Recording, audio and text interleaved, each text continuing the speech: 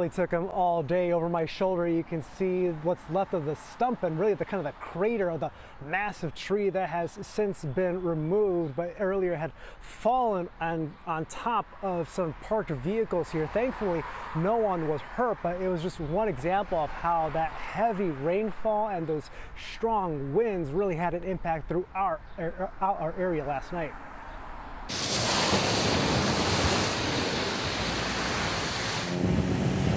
From area highways to suburban subdivisions like this one in Northbrook.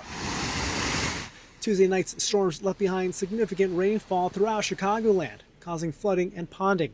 Those storms also caused damage from strong winds. Part of a large tree sit on top of vehicles in Elgin this morning near Chicago Street and Worth Avenue following the severe storm.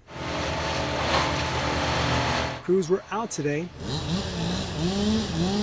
clearing what's left of the tree that blocked part of the street and clearing the debris that remained. I had no idea that we were getting winds strong enough to do this kind of damage.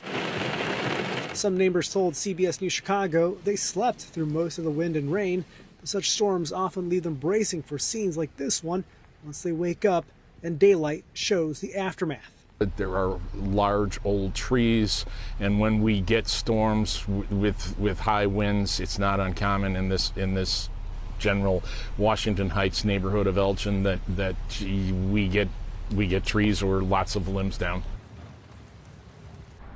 Now, earlier today, we went driving around to check out some reported outages, and we ran into a ComEd crew member who told me that they were able to get caught up and get power restored by this afternoon. But really, the work that has been happening over the past few hours and really still happening is preparations for this evening. He told me that they are keeping a close eye on those continued storm chances for the next several hours.